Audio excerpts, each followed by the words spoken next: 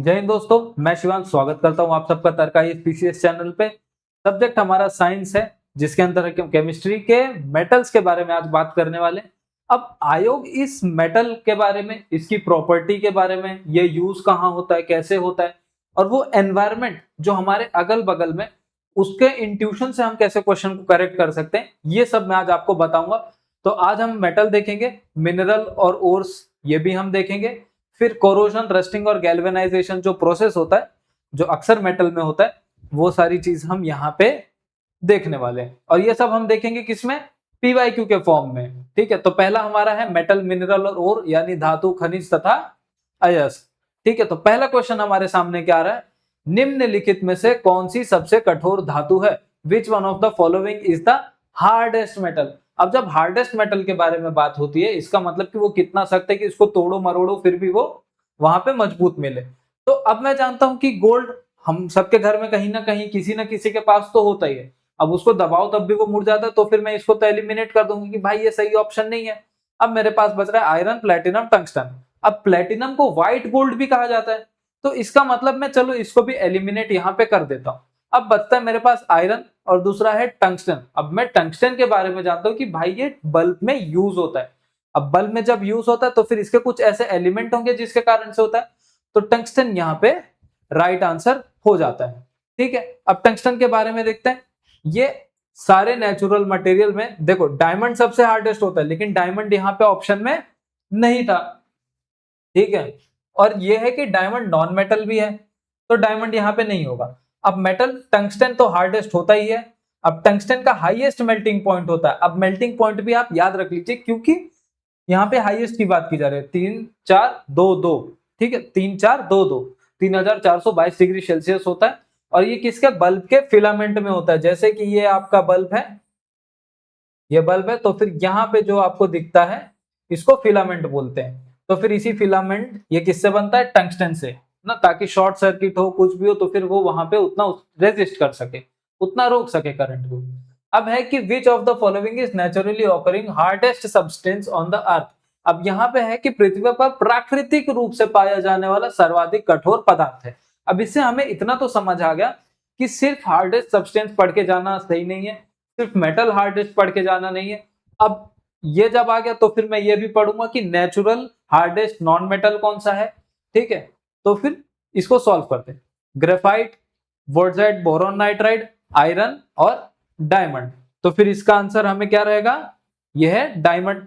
ठीक है, diamond hardest होता है। अब कुछ कुछ जगहों पे वोर्टजाइट बोरॉन नाइट्राइड को, किसको? वोर्टजाइट बोरॉन नाइट्राइड को हीरे से भी कठोर, यानी कि उससे भी ज्यादा हार्ड माना जाता है। लेकिन हमें किसके ऊपर रिलाई करना है? पीवाईक्यू कमीशन ने जो दिया है उसके आंसर की पे रिलाई करना है। ठीक है, तो फिर पीवाईक्यू में क्या दिया गया है कि डायमंड हार्डेस्ट है और ये मोस्ट ऑफ द अप्रूव्ड भी है। ठीक है, तो फिर हम एक्सेप्शन पे ना जाकर के यहाँ पे डायमंड पे मार्क कर देंगे। अब जब ये डायमंड आ गया तो इसमें आपको ये भी देखना है कि डायमंड की प्रॉपर्टी क्या है, उसको मैं कितना पढ़ूं। ठीक है, तो वहां से आएगा विच one of the following element is kept safely in kerosene oil? है ना, निम्नलिखित में से कौन सा तत्व केरोसिन तेल में सुरक्षित रखा जाता है? सोडियम, तांबा, पारा, चांदी। Sodium, copper, mercury, silver. अब इधर क्या वर्ड यूज हुआ है? सेफली, यानी सुरक्षित। मतलब ऐसा कौन सा मेटल है, मेटल तो नहीं दिया, एलिमेंट, ऐसा कौन सा एलिमेंट है, कौन सा ऐसा तत्व है जो सबसे ज्यादा रिएक्टिव होगा? मतलब उसको हवा में कुछ रख दो तो फिर हो सकता है वो कुछ रिएक्ट करे। तो अब मुझे इसमें यह दिमाग लगाना है कि इनमें से सबसे ज्यादा रिएक्टिव कौन सा होगा। अब जो रिएक्टिव सबसे ज्यादा होगा हम तो उससे दूर ही रहेंगे। अब मरकरी जो कि थर्मोमीटर में यूज होता है, तो फिर वो तो चलो नहीं होगा, है ना, क्योंकि बीमारी में फिर हम क्यों टेस्ट करेंगे मरकरी से। ये हो गया। फिर सिल्वर जो कि चांदी, इसको तो हम पहनते, ये भी रिएक्टिव नहीं होगा। कॉपर जो बर्तन इसके बनते थे, घर में खाने पीने में यूज होता है, तो ये भी नहीं होगा। तो बचा क्या? सोडियम। ठीक है, तो कभी आपको ऐसा ना भी आए तो आप देखो कि नीचे दिए गए जो एलिमेंट है वो मैं कहां पे यूज कर सकता हूं, कहां पे मेरे घर में है या फिर अगल बगल, बस वही है। और आयोग लगभग एलिमिनेशन के एटलीस्ट 2 ऑप्शन तो ऐसे दे ही देता है ना। तो सोडियम सेफली केरोसिन ऑयल में रखा जाता है ताकि एटमॉस्फेयर में जो ऑक्सीजन है उसमें आकर के जो मॉइस्चर, जो नमी होती है, उसके साथ मिलकर ये रिएक्ट ना कर दे। ये हाईली रिएक्टिव एक एलिमेंट है, हाईली रिएक्टिव अल्कालाई, यानी कि बेस एक मेटल है, ठीक है, ये ऑक्सीडेट कर देता है। और बाकी तो बाकी मैंने एक्सप्लेनेशन दे ही दिया है। Okay, these days yellow lamps are frequently used in a street light, मतलब आप देखे होंगे कि स्ट्रीट लाइट में येलो कलर के जो लैंप होते हैं वो लगाए जाते हैं। तो वो क्यों लगाए जाते हैं, अब इसमें क्यों लगाए जाते हैं वो तो मैं बताऊंगा। विच one of the following is used in this lamp, ठीक है। अब जो हमारे घर में ट्यूबलाइट होती है व्हाइट कलर की, उसमें तो चलो नियॉन गैस जाता है, तो फिर बहुत से ऐसे डाउट होते हैं जहां पे नियॉन आ जाएंगे। लेकिन कुछ क्वेश्चंस ऐसे भी आते हैं जो आपको पढ़ाएं, जो आपको सिखाएं, इसके लिए पीवाईक्यू पे ध्यान देना चाहिए, ठीक है। तो इसका राइट आंसर है सोडियम। अब कैसे सोडियम है और येलो ही क्यों यूज होता है वो भी मैं बताऊंगा। अब जो येलो लाइट होती है ये एक तरीके के मोनोक्रोमेटिक लाइट होती है। मोनोक्रोमेटिक लाइट मतलब क्या, देखो अब जो कि डिस्पर्शन ना हो, है ना, जो ज्यादा फैले नहीं, या फिर बारिश आए कुछ भी है तो फिर उसका फोकस एक जगह हो, तो इसको डिस्पर्शन बोलते हैं। तो येलो लाइट में वो नहीं होते, क्यों, उसका मोनोक्रोमेटिक, ध्यान रहे मोनोक्रोमेटिक उसका कैरेक्टरिस्टिक्स है, ठीक है। अब यहाँ पे दो टाइप है स्ट्रीट लाइट लैंप के म्युनिसिपालिटी में जो यूज होते हैं, एक है सोडियम वेपर और एक है मरकरी वेपर। जो सोडियम वेपर है वो येलो कलर में यूज है ना, जो सोडियम वाष्प है वो येलो यानी पीले कलर की लाइट देगा, और वहीं पे जो मरकरी यानी पारा वाष्प लैंप है वो किसमें, व्हाइट कलर की लैंप यहाँ पे प्रोवाइड करेगा, ठीक है। Compare to LPS yellow pressure, yellow low pressure sodium lamp होते हैं, और हाई प्रेशर सोडियम लैंप जो होते हैं उनकी लॉन्गर लाइफ होती है। इसके लिए ये यूज होता है कि लॉन्गर लाइफ भी रहे और डिस्पर्शन भी ना हो। अब आयोग इसी को घुमा के कैसे पूछा है, देखिए एक टाइम पे पूछा कि उसमें कौन सा एलिमेंट यूज होता है, और दूसरे में क्या पूछा यहाँ पे, सोडियम वेपर लैंप जो स्ट्रीट लाइट में यूज होता है। अब इसने एक चीज दे दिया यहाँ पे, अब बिकॉज क्यों, क्योंकि उसका यूज पूछ लिया यहाँ पे, ठीक है। These are cheap, light from this is monochromatic and will not split through water droplets, यानी इसमें से प्रकाश एक वर्णी होती है और जल की बूंदों से होकर विक्षेपित नहीं होता है, ठीक है। तो ये हमने देखा था, तो बी हमारा यहाँ पे राइट आंसर हो जाएगा। तो आप कभी भी पढ़ते हो ना साइंस, तो एक क्वेश्चन जरूर पूछना, वाई, क्यों। जब आप इस वाई और इस क्यूरियोसिटी में जाते हो तो फिर आप ऐसा हो सकता है कि आने वाले कल के क्वेश्चंस को आप सॉल्व कर सको, ठीक है। ये गैस डिस्चार्ज लैंप होता है सोडियम एक्साइटेड स्टेट में, ठीक है, ये तो उतना है नहीं, बाकी हमने पढ़ लिया। Okay, which one of the following metal is accessed in the native state, निम्नलिखित में से कौन सी धातु मूल अवस्था में प्राप्त होती है। अब यहाँ पे नेटिव स्टेट मतलब ये होता है कि उसको तोड़ मरोड़ के निकालना ना पड़े, है ना, जिसको बोलते हैं एक्सट्रैक्ट। अभी जैसे कि मैंने एक पत्थर निकाला, अब उस पत्थर के अंदर एक मेटल है, तो ऐसा भी हो सकता है कि पत्थर के कुछ एलिमेंट है जो मेटल पे चिपके होंगे, तो मुझे उसको फिल्टर करने के लिए, साफ करने के लिए, प्योर करने के लिए कुछ ना कुछ प्रोसेस से गुजरना होगा। तो वो चीज नेटिव में नहीं होती है ना। ये नेटिव एकदम प्योर होता है कि ये एक मेटल है तो मेटल है, मुझे साफ करने की जरूरत नहीं, सीधा एप्लीकेशन में दे सकते हैं, ठीक है। तो एल्यूमिनियम, गोल्ड, क्रोमियम, जिंक, तो ये किस में हो जाएगा, गोल्ड में ये पाया जाता है, गोल्ड नेटिव स्टेट में पाया जाता है, ठीक है। ओके, अब और मेटल भी है यहाँ पे, गोल्ड के साथ में सिल्वर आ जाएगा, प्लेटिनम आ जाएगा, ठीक है। तो ये सारी चीजें यहाँ पे पाई जाती है, और बाकी सब कौन से थे, कंपाउंड थे। Chemical name of limestone is, chemical name of limestone is, चूना पत्थर का रासायनिक नाम क्या है, ठीक है। अब आपने गांव में देखो सुना होगा, जो हमारे घर होते हैं, हमारी दादी अम्मा होती हैं, फिर जो बुजुर्ग होते हैं, वो कहते हैं कि अगर घुटने के दर्द हो रहे हो, ऐसे कुछ दर्द हो रहे हो, तो चूना खाना चाहिए। क्यों, क्योंकि उसमें कैल्शियम होता है ना, हमारा हड्डी तो बना कैल्शियम और फास्फोरस से। तो फिर यहाँ पे मैं मान के चलता हूँ कि कैल्शियम एक एलिमेंट होगा। अब कैल्शियम मुझे इन ऑप्शन में कहाँ दिख रहा है, ए पे ही दिख जा रहा है, कैल्शियम कार्बोनेट, तो मैं खुशी खुशी इस पे मार्क कर दूंगा, ठीक है। अब मेरे को लाइमस्टोन पता चल गया, चूना, तो फिर मार्बल जब रहेगा तो मार्बल में भी मैं यही दिमाग लगाने की कोशिश करूंगा। क्यों, क्योंकि लाइमस्टोन और मार्बल लगभग एक ही आसपास के जगह से पाए जाते हैं। अब लाइमस्टोन सेडिमेंट्री रॉक होता है जो बहुत सारे मिनरल्स के साथ होता है, जैसे कैल्साइट और एरागोनाइट, ठीक है। अब इनका क्रिस्टलाइजेशन फॉर्म क्या बनता है, कैल्शियम कार्बोनेट, जिसका फॉर्मूला भी याद रख लीजिए, हो सकता है अगली बार ऑप्शन में फॉर्मूला दिया हो, तो कैल्शियम कार्बोनेट का फॉर्मूला आप यहाँ पे याद करेंगे। अब यहाँ पे कैल्शियम कार्बोनेट का तो आप करेंगे, साथ में जो सोडियम सल्फाइड है, sodium chloride, magnesium chloride, MgCl2, NaCl2, ये सारी चीजें भी आप याद कर लेंगे, ठीक है। अब लाइमस्टोन क्या करता है, ये सिलिका के साथ बाइंड होता है और ये रिमूव करता है इम्प्योरिटी को आयरन के अंदर से, और स्टील इंडस्ट्री में भी ये यूज होता है। डॉक्टर, अब देखो ये जो क्वेश्चन है, ये क्वेश्चन किस लिए पूछा गया, क्योंकि एनवायरमेंट में एप्लीकेशन बेस्ड क्वेश्चन है, ठीक है। Doctor, artist and sculptor use calcium sulphate which is popularly known as, चिकित्सक, कलाकार तथा मूर्तिकार कैल्शियम सल्फेट का प्रयोग करते हैं, ये एक स्टेटमेंट है, ठीक है। कैल्शियम सल्फेट हम यहाँ पे ध्यान में रख लेंगे। लोकप्रिय रूप से कहा जाता है, अब उसको क्या कहा जाएगा, quicklime, limestone, bleaching powder, plaster of Paris. अब यहाँ पे जब हमने ऊपर क्या पढ़ा है, कैल्शियम कार्बोनेट, तो फिर लाइमस्टोन तो नहीं है भाई, ठीक है। अब ब्लीचिंग पाउडर का फॉर्मूला अलग होता है क्योंकि उसमें सोडियम रहता है, तो ये भी नहीं होगा, क्विकलाइम भी अलग हो जाएगा, तो बचेगा मेरा प्लास्टर ऑफ पेरिस, ठीक है। प्लास्टर ऑफ पेरिस का फॉर्मूला क्या है, CaSO4 डॉट हाफ H2O, ये हाफ ध्यान में रखना है यहाँ पे, क्योंकि एक जिप्सम है वो भी यूज होता है, इसी के लगभग उसकी भी प्रॉपर्टी है, क्योंकि सारा फॉर्मूला ही सेम है, बस हाफ की जगह पे 2 हो जाता है, ठीक है। यहाँ पे हाफ की जगह पे 2 हो जाएगा। ओके, अब कैल्शियम सल्फेट डॉक्टर किस लिए यूज करते हैं, जैसे कि वो पट्टी बांधना, ये सब चीजों के लिए यूज करते हैं।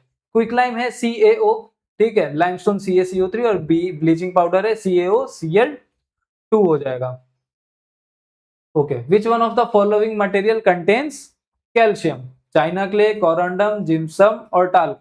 अब हम सब जानते हैं कि अभी मैंने जस्ट बताया कि प्लास्टर ऑफ पेरिस और जिप्सम में सिर्फ एक 2 का डिफरेंस है, एक नंबर का, जो भी वाटर के साथ में रिसाइड करता है, यानी H2O के साथ में, ठीक है। तो फिर ये हो जाएगा जिप्सम, जिसके अंदर कैल्शियम रहता है, CaSO4 डॉट 2H2O इसका फॉर्मूला है। ओके, अब इसको किस में यूज करते हैं, जैसे कि प्लास्टर में यूज कर लिया, ब्लैक बोर्ड चौक में यूज कर लिया और ड्राई वॉल में यूज कर लिया। तो अगली बार आप किसी भी स्कूल में जाओ, वहां पे चौक देखो, तो फिर आपके मुंह से निकलना चाहिए कि इसमें जिप्सम है, ये एक रिवीजन का तरीका होता है। चाइना क्ले और कोरंडम, इसमें एल्यूमिनियम होता है, और टाल्क में, टाल्क मतलब जो सॉफ्ट पाउडर होता है, उसमें मैग्नीशियम पाया जाता है। अब टाल्क बहुत सारी चीजों में यूज होता है, जरूरी नहीं कि जो हम लगा रहे हैं वही, ठीक है। अब मेटल, मिनरल्स और ओर्स, धातु, खनिज तथा अयस्क के बारे में हम पढ़ेंगे। In which of the following industries is used mica used as raw material, raw material mica किस में यूज होता है, तो इलेक्ट्रिकल में यूज होगा। क्यों यूज होगा इलेक्ट्रिकल में, क्योंकि ये बैड कंडक्टर है इलेक्ट्रिसिटी का और गुड कंडक्टर है हीट का, इसीलिए ये माइका इलेक्ट्रिकल इंडस्ट्री में यूज होता है। और India one of the world large producing है माइका में, इस फैक्ट को भी याद रखिएगा। Which among the following liquid is the best conductor of the heat, अब यहाँ पे सर्वोत्तम चालक कौन सा है ऊष्मा का, वो पूछ लिया गया, मरकरी, वाटर, ईथर, बेंजीन। तो यहाँ पे मरकरी रहेगा, है ना। मरकरी एक मेटल है जो कि कंडक्टर होता है हीट का, ऑल्दो मरकरी जो है पुअरेस्ट कंडक्टर है हीट का अमंग ऑल मेटल, जितने भी मेटल है सब में से पुअर कंडक्टर है मरकरी, ठीक है। Okay, which of the following metal is liquid at ordinary temperature, कौन सी धातु साधारण तापमान पर द्रव अवस्था में रहती है, लीड, निकल, मरकरी, टिन। ये क्वेश्चन आपको आना चाहिए क्योंकि ये बहुत कॉमन है। तो ये मरकरी होता है जो कि रूम टेम्परेचर में लिक्विड हो जाता है। हालांकि मरकरी के कुछ फीचर्स हैं जो हम आगे देखेंगे, ठीक है। इसको कभी कभी क्विक सिल्वर भी बोला जाता है, ये भी ध्यान में रखो, मरकरी का एक नाम क्विक सिल्वर भी है। Okay, mercury is basically used in thermometer devices because it's speciality in, मतलब पारा जो है मूलतः तापमापी यंत्रों में प्रयुक्त होता है क्योंकि इसकी विशेषता क्या है, उच्च घनत्व यानी हाई डेंसिटी, उच्च तरलता high liquidity, high circulation power उच्च संचरण शक्ति, हाई स्पेसिफिक हीट उच्च विशिष्ट उष्मा। तो ये हाई सर्कुलेशन पावर होता है। हाई सर्कुलेशन पावर मेरे कहने का मतलब ये है कि एक चीज होती है विस्कोसिटी, विस्कोसिटी का मतलब क्या होता है दोस्तों, कि विस्कोसिटी की जो गाढ़ापन जिसको बोलते हैं, तो वो मरकरी के अंदर तो रहता है, प्लस आप इसका फ्लो जब देखेंगे, इसका जब फ्लो देखेंगे बीपी में जब देखते हैं आप ऐसे दबाते तो फट से फ्लो होता है, तो इसका फ्लो बहुत अच्छा है। तो वो विस्कोसिटी होने के साथ फ्लो इतना अच्छा है, उसी को सर्कुलेशन पावर बोलते हैं। अब इसके 5 रीजन है। एक तो है रिफ्लेक्टिव, जो कि आसानी से हम देख सकते हैं, विजिबल बहुत होता है अच्छे से। It does not wet the glass, ये ग्लास को गीला नहीं करता, ऐसा लिक्विड है जो अपने आप बैठ भी जाता है, ऐसा इसका फीचर है। It is a metal so it conducts heat, एक मेटल है तो हीट भी कंडक्ट करता है। Expand evenly with temperature with high circulation power so a linear be used as high degree of accuracy, है ना। एक्सपांड होता है जब उस पर ज्यादा प्रेशर पड़ता है तो फिर हम एक्यूरेटली वहां पे बता सकते हैं, क्योंकि जब हम ज्यादा पंप करते हैं जो बीपी का स्फैग्मोमैनोमीटर से जब करते हैं तो फिर उसमें कैसे जितना प्रेशर देते हैं वो उतना बाउंस करते जाता है ना ऊपर, तो वो है।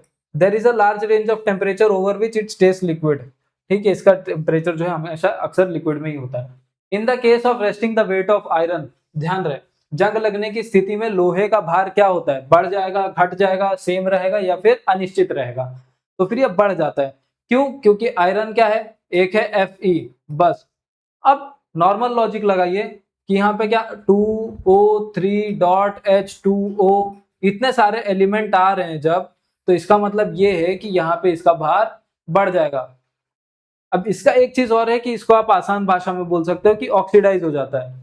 ऑक्सीडाइज मतलब कि ऑक्सीजन के एलिमेंट और मॉइस्चर ये दोनों मिलके रस्टिंग दे देते हैं, तो इनके वजह से इनका भार बढ़ जाता है। Which one of the following essential in corrosion of iron metal, लोहे के संरक्षण में निम्नलिखित में से कौन सा आवश्यक है? हमने अभी जस्ट देखा था कौन सा, ऑक्सीजन तथा नमी, यानी ऑक्सीजन एंड मॉइस्चर इसका राइट आंसर हो जाएगा।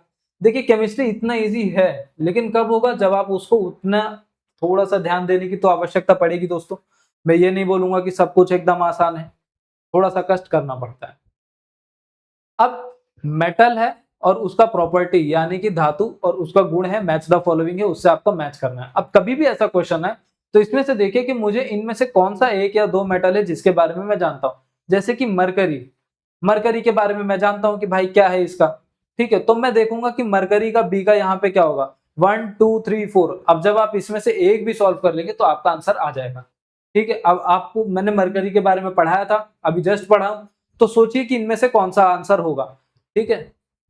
मैं हॉल्ट कर लेता हूँ 2 सेकंड, अब आपने देख लिया होगा, ठीक है। अब इसका आंसर देखते हैं, ठीक है। सोडियम जो है can be easily cut with a knife, ठीक है, बहुत सॉफ्ट अल्कली मेटल होता है, चलो नहीं भी पता था आपको। मरकरी तो आपको पता था कि लिक्विड एट रूम टेम्परेचर, है ना, यानी कि जो पारा है कक्ष ताप पर द्रव अवस्था में रहता है, ये तो आप जानते थे। अगर ये भी जानते होते तो हो गया रहता, या फिर आप ये भी पकड़ते कि lead poor conductor of heat, तब भी आप एलिमिनेट कर सकते हो, ठीक है। तो कभी भी ऐसा क्वेश्चन आए तो आपको देखना है कि मुझे उसमें से क्या पता है। अब सेम चीज यहाँ पे आई है, ठीक है। अब ये match list with list two, मतलब किसी की कुछ ना कुछ प्रॉपर्टी दी गई है और साथ में मेटल या फिर नॉन मेटल जो भी है वो यहाँ पे लिख दिया गया है, गोल्ड, लीड, एल्यूमिनियम, सिल्वर। अब आप इसमें से देखेंगे कि मुझे किसके बारे में पता है। Metal best conductor of heat and electricity, metal found in highest amount, most flexible metal able to increase by bang. अब ये सी देखिए कि ऐसा कौन सा फ्लेक्सिबल मेटल है जो इंक्रीज बाय बैंग, जिसको मैं खींचता जा सकता हूं। तो मैं जानता हूं ये किस में पाया जाता है भाई, गोल्ड में पाया जाता है, तो मैं सी का 1 देखूंगा, कहां पे सी का 1, ये रहा, मेरा आंसर आ गया। तो एक दो चीज भी अगर आप ऐसे करोगे तो फिर वो चीज यहाँ पे एलिमिनेट होकर के आ जाती है। देखते हैं बेस्ट कंडक्टर हीट और इलेक्ट्रिसिटी का कौन सा होता है, सिल्वर होता है। मेटल कौन सा ज्यादा हाईएस्ट फाउंड होता है, एल्यूमिनियम, ठीक है, मोस्ट अबंडेंट मेटल है अर्थ के क्रस्ट में। मोस्ट मैलिएबल मेटल मतलब कि जिसको तोड़ के लंबा कर सकते हैं, है ना, इसी को मैलिएबल बोला जाता है, गोल्ड। और मिनिमम हीट कंडक्टिंग मेटल कौन सा है, तो लीड है। तो ये हमारा राइट आंसर हो जाएगा। अब आते हैं ओर के ऊपर, यानी अयस्क के ऊपर। बॉक्साइट किसका ओर है, बहुत इजी है, आप सबके मुंह पे आ गया होगा, एल्यूमिनियम है, ठीक है। एल्यूमिनियम इसका है जो है Al2O3.H2O, फॉर्मूला नहीं है। Aluminium third most abundant element है अर्थ क्रस्ट का, ठीक है, आफ्टर ऑक्सीजन एंड सिलिकॉन, और हाईली रिएक्टिव रहता है और फ्री स्टेट में कभी भी आपको ये नहीं मिलेगा। ओके, नेचुरली ऑकरिंग सब्सटेंस जो है और एलिमेंट प्रेजेंट। अब जब आप ये ऑप्शन देखेंगे कैल्शियम, सिलिकॉन, एल्यूमिनियम, कार्बन, एक चीज के ऊपर आपका ध्यान जाएगा, कार्बन, क्योंकि कार्बन के ऊपर आप कभी ना कभी ज्यादा तो पढ़े ही होंगे, ठीक है। अब कार्बन देखेंगे इसमें से किस में पाया जाता है, डायमंड में, तो आपने लॉक कर लिया 4 का ए है, यानी कि ए का 4 है, तो ए का 4 मुझे कहां पे दिख रहा है, कि यहाँ पे दिख रहा है और एक यहाँ पे दिख रहा है। अब आप जाएंगे मार्बल पे, मार्बल में क्या, मार्बल लाइमस्टोन अक्सर एक ही जगह पाया जाता है, चूना पत्थर जिसको बोला जाता है। तो फिर वो लाइमस्टोन में क्या पढ़ा था हमने, याद करो याद करो, कैल्शियम था, बी का 1 हो जाएगा। बी का 1 कहाँ पे है, यहाँ पे, यही हमारा राइट आंसर है। अब जब आप इतना पढ़ लेंगे तो फिर यहाँ पे जो सी और डी है इसको स्किप नहीं कर देना है, पढ़ लेना है उसी समय। जैसे कि रूबी एल्यूमिनियम में पाया जाता है, सैंड सिलिकॉन में पाया जाता है, ठीक है, तो आप इसको उसी टाइम पे याद कर लेंगे। विच one of the following pair is not correctly match. अब कभी भी ऐसा है तो मैं ये जानता हूं कि ये एक एल्यूमिनियम का कॉमन होता है, आयरन का कॉमन होता है, और कुछ और होते हैं जैसे सिनाबार, ये कॉमन होते हैं जो हम अक्सर पढ़ के जाते हैं एग्जाम में। लेकिन जैसे जिंक होता है, कैलेमाइन होता है, तो इसमें हमारा दिमाग सिर्फ इसी पे फोकस करने लगता है एग्जाम के टाइम पे कि अरे अब इसका क्या होगा। तो यहाँ पे मैं आपको बताना चाहता हूँ कि आपको पहले जितना आता है उसके थ्रू एलिमिनेट करिए। जैसे एल्यूमिनियम बॉक्साइट है, आपने इसको हटा दिया कि चलो ये सही आंसर नहीं है।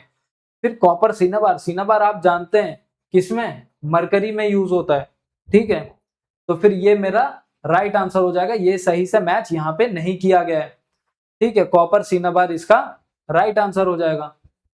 HGS देखो ये और है मरकरी का। अब आते हैं एलॉय, मिश्र धातुएं पे आते हैं। अब which one of the following alloy is called as amalgam, यानी अमलगम के बारे में बात किया गया। अब अमलगम कभी भी आए तो फिर इसका मतलब ये होता है मरकरी जो दूसरे एलिमेंट के साथ मिक्स हो जा रहा है, मरकरी जो दूसरे एलिमेंट के साथ मिक्स हो जा रहा है। तो फिर मैं देखूंगा ऑप्शन में कहा है मरकरी, सी में है मरकरी, तो बस हो गया, पारा और जस्ता यहाँ पे राइट आंसर है इसका। कोई भी दूसरे मेटल के साथ मिक्स हो जाता है तो यही होता है। Okay, solder used in soldering metal pieces is an element of, धातु के टुकड़ों को जोड़ने में प्रयुक्त सोल्डर किसका मिश्र धातु है, ये पूछा गया। अब यहाँ पे देखेंगे कि टिन सभी में, तो टिन को तो आप छोड़ देंगे, बाकी सब पे ध्यान देना शुरू करेंगे। लीड, कॉपर, जिंक, ये तीन ऑप्शन को फंबल करके दिया गया। तो ये टिन और लीड ये दोनों में यूज होता है। सोल्डिंग मतलब यही होता है कि उसको इतना हीट रहता है उसमें कि वो एक दूसरे जो जिसपे हीट इफेक्ट होता है, सोल्डिंग जिसपे करते हैं वो पिघलना शुरू होता है। अब इसका लो मेल्टिंग पॉइंट रहता है और यूजफुल फॉर सोल्डिंग कंपोनेंट जो कि हीट से सेंसिटिव है, ताकि एक पर्टिकुलर पार्ट पे सोल्डिंग की जा सके। Bronze is an alloy of copper and tin हो जाएगा, ठीक है, बहुत बेसिक बहुत कॉमन क्वेश्चन है ये। और मैं उम्मीद करता हूं, देखो अगर आपको ये नहीं भी पता है तो फिर खुद को एकदम लो नहीं फील करना है, पढ़ते जाओ, आ जाएगा एक टाइम पे। 88% कॉपर रहता है और 12% टिन रहता है ब्रॉन्ज में। अब ये जो बहुत ज्यादा बेसिक होते हैं तो इसके परसेंटेज भी आप पढ़ लीजिए, हो सकता है कि कभी अगर नेचर डिफिकल्ट हो क्वेश्चन का तो फिर ऐसे आ सकता है। Percentage of silver in German silver, बहुत अच्छा क्वेश्चन है। जर्मन सिल्वर में चांदी का प्रतिशत कितना होता है, तो ये 0% होता है। क्यों? क्योंकि ये सिल्वर का एक वेराइटी नहीं है, सिल्वर का एक वेराइटी नहीं है, बल्कि परसेंटेज 0 रहता है। तो सिल्वर नेम जो है इसके सिल्वरी व्हाइट कलर की वजह से, क्योंकि ये चांदी जैसा रंग है इसका, इसके लिए। अब इसमें ये कॉपर, जिंक और निकल, इनसे ये बनता है, कॉपर, जिंक और निकल से ये बनता है। Important metal used with iron to produce stainless steel is, है ना, मतलब अगर आपको स्टेनलेस स्टील बनाना है तो इसमें से कौन सा मेटल यूज होगा, क्रोमियम यूज होगा, ठीक है, ये डायरेक्ट फैक्ट है, ये आपको एज इट इज गेन करना रहेगा, जिसमें लगभग 10% तो रहता ही है इंपॉर्टेंट मेटल, ताकि स्टेनलेस स्टील उस पर जंग न लगे, ठीक है, तो क्रोमियम इसलिए इंपॉर्टेंट होता है।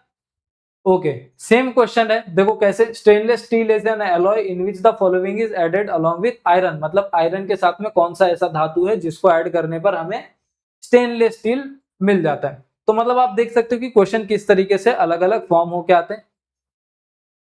अब नॉन मेटल पे आते हैं, जिसमें हम कार्बन के बारे में देखेंगे, ठीक है। Which one of the following element forms at maximum number of compound, तो ये कार्बन है, मतलब कि निम्नलिखित में से ऐसा तत्व है जो सर्वाधिक संख्या में यौगिक बनाता है। क्यों? क्योंकि इसकी एक कैटिनेशन प्रॉपर्टी होती है, ध्यान रहे, कैटिनेशन, जिसको श्रृंखलन बोला जाता है, ये इसकी क्षमता है।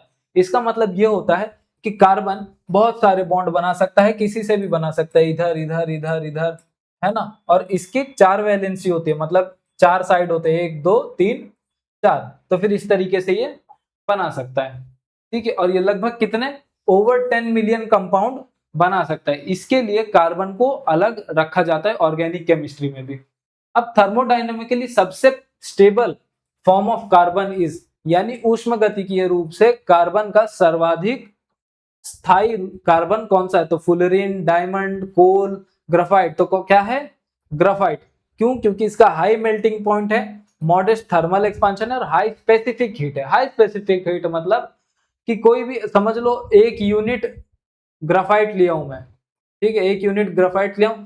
अब मुझे इसमें कितना ज्यादा टेम्परेचर डालना पड़ेगा ताकि ये 1 यूनिट ग्राफाइट जल जाए, जल के खत्म हो जाए, तो फिर उसी को बोलते हैं स्पेसिफिक हीट। ठीक है, ओके। अब ये अलग अलग शीट के साथ भी रहता है जिसको ग्राफीन शीट बोला जाता है। अब इसके ऊपर भी, ग्राफीन के ऊपर भी हम आगे आने वाले हैं। और range the following substance in chronological order of first synthesis in lab, मतलब लैब में किसका प्रयोग पहले यहाँ पे हुआ था। ठीक है, तो black gold, fullerene, graphene, Kevlar, तो सबसे पहले केवलर का हुआ था, तो 4 इधर है, फिर ग्राफीन, फुलरीन, ब्लैक गोल्ड। अब इसमें से आपको देखना है कि इनमें से लास्ट किसका हुआ था, तो ऐसे करोगे तो फिर आपका एग्जाम्पल, आपका आंसर यहाँ पे आ जाएगा 4 2 3 1। हालांकि अभी ऐसे क्वेश्चन बनते नहीं है, तो फिर इसको आप ना भी ध्यान देंगे तो चलेगा। अब ग्राफीन क्या है, अलॉय ऑफ कार्बन है, नैनो स्ट्रक्चर ऑफ कार्बन है, आइसोटोप ऑफ कार्बन है, कि कुछ भी नहीं है, तो फिर ये नैनो स्ट्रक्चर है कार्बन का। ठीक है, कार्बन का नैनो संरचना है ये। ओके, अभी एक एटम, अब हेक्सागोनल होता है, ग्राफीन कैसे होता है, हेक्सागोनल होता है, जिसको ये इसका शेप होता है ना, ये सब यहाँ पे कार्बन जुड़े हुए हैं, है ना, ये सब यहाँ पे कार्बन जुड़े हुए हैं। अब ऐसे ही बहुत सारे होते हैं, यहाँ पे हो जाएगा, यहाँ पे हो जाएगा, यहाँ पे, मतलब जितने साइड है वहां पे ये हेक्सागोनल शीट जुड़ते चले जाएंगे, और इसी को बोला जाता है ग्राफीन का sheet. Which one of the following pair is not correctly match, निम्नलिखित में से कौन सा युग्म सही सुमेलित नहीं है इसके ऊपर। अब इसमें से आप जो जानते हो पहले वो, है ना, वो हटाओगे। जैसे ड्राई या सॉलिड कार्बन डाइऑक्साइड मुझे पता है, मैंने इसको हटा दिया कि ये तो सही सुमेलित है। फिर टेफ्लॉन, ये तो मुझे पता है पॉलीमर से रिलेटेड है, तो फिर मैं ये भी हटा दूंगा। फिर फ्लोरीन, ऑर्गेनिक कंपाउंड तो है, लेकिन इसमें फ्लोरीन आता है क्या, फ्लोरीन तो मैंने पढ़ा था सर जो कि कुछ अलग होता है, तो आपने बिल्कुल सही पढ़ा था। फ्लोरीन जो है ये कार्बन का एक ऑर्गेनिक कंपाउंड है जिसमें फ्लोरीन नहीं बल्कि कार्बन होता है, और इसमें C60 यानी कार्बन के 60 एटम यहाँ पे देखने मिलते हैं हमको। अब इसको बकमिस्टर फुलरीन भी कहा जाता है, जो केज लाइक मॉडल होता है, यानी कि ऐसे केज लाइक मॉडल होते हैं इसमें, जिसको बकमिस्टर फुलरीन बोलते हो आप। Okay, highest amount of carbon is in. अब ये जब आप देखते हो तो फिर ऐसे क्वेश्चन में दिमाग घूमता है कि पिग आयरन और रॉट आयरन क्या, हमने तो हीमाटाइट, मैग्नेटाइट ऐसे तो आयरन में देखा भी था, अब ये कार्बन का इससे क्या लेना देना, तो फिर ये पिग आयरन इसका राइट आंसर है। मैंने आपको कहा था कि कुछ क्वेश्चन आपको सिखाने के लिए यहाँ पे आते हैं। ठीक है, पिग आयरन जिसमें सबसे ज्यादा कार्बन कंटेंट होता है 3.5 से 4.5%। अब ऐसा भी हो सकता है कि उस टाइम में ऐसा ये न्यूज में हो, 2014 का तो क्वेश्चन है ये। ठीक है, अब इसमें सबसे कम कार्बन कंटेंट होता है रॉट आयरन में, जो कि 0.08% से भी होता है। ठीक है, तो ये चीजें हैं। For the weighing of diamond the unit of weight is carat, तो 200 मिलीग्राम होता है, 200 मिलीग्राम यानी कि 0.2 ग्राम, जो जिससे डायमंड की प्योरिटी चेक होती है। Which one of the following material is strongest, निम्नलिखित में से कौन सा पदार्थ सर्वाधिक प्रबल है, तो कौन है, ये ग्राफीन है। क्यों, क्योंकि इसमें कार्बन एलिमेंट बहुत ज्यादा एक दूसरे से जुड़े हुए रहते हैं, है ना। 200 टाइम्स स्ट्रॉन्गर देन स्टील, मतलब स्टील से 200 गुना अधिक प्रबल है ये। मतलब ऐसा है कि एक स्मॉल जो गैस है ना, गैस का छोटा पदार्थ, वो भी इसमें से पास नहीं हो सकता ग्राफीन से। अब इसमें से ड्राई आइस किसको बोला जाता है, हमने देखा था किसमें, सॉलिड कार्बन डाइऑक्साइड में, सॉलिड कार्बन डाइऑक्साइड में। ठीक है, तो दैट्स इट फॉर टुडे। अगर आपको ये सेशन अच्छा लगा हो दोस्तों, तो अपने दोस्तों के बीच में शेयर करो, और मुझे जितना एनकरेजमेंट मिलता रहेगा, जितने आप सबसे प्रमोशन ऐसे दिखते रहेंगे, मैं ऐसे सेशन लाते रहूंगा, और ये फ्री ऑफ कॉस्ट है यूट्यूब पे, है ना। तो इसको जितना हो सके अपने दोस्तों में बांटिए, और कोई भी डाउट हो केमिस्ट्री रिलेटेड या फिर जो भी हमने सीखा यहाँ पे, आप नीचे कमेंट सेक्शन में बताइए, मैं उसको सॉल्व करके दूंगा। ठीक है दोस्तों, जय हिंद।